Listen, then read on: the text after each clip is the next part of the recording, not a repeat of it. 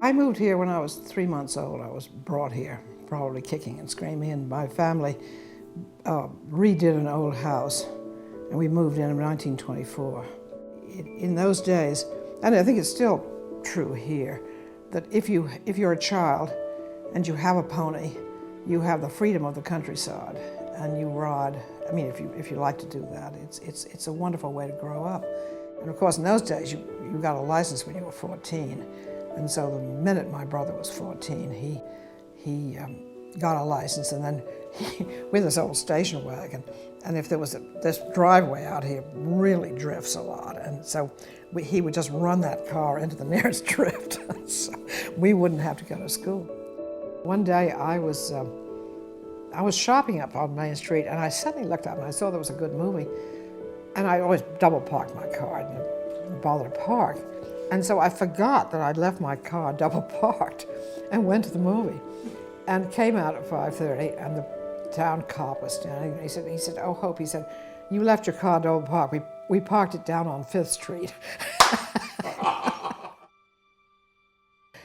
My family lost all their money in the Depression, so we had a very, very hard time hanging on to this place. Had we lived in Fauquier County today with the influx of population that has made the taxes every year go up, you know, we couldn't have held on to this place.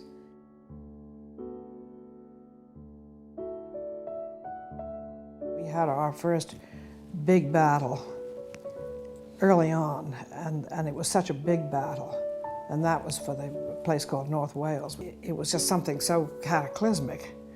And the county just divided right down the middle. Some people thought that this was going to be a wonderful thing because they thought it was going to bring lots of money into the county.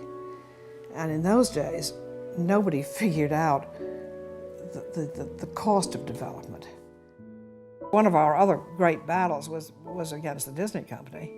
The Piedmont Environmental Council and a number of people who led the battle and got the historians involved, and it was a famous battle, and it was amazing to me that we won it.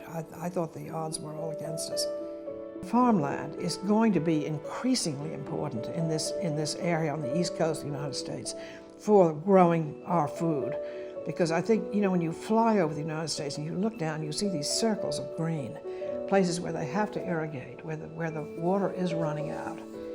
And, you know, you think of Long Island, what it was like, and New Jersey, all that area that fed New York.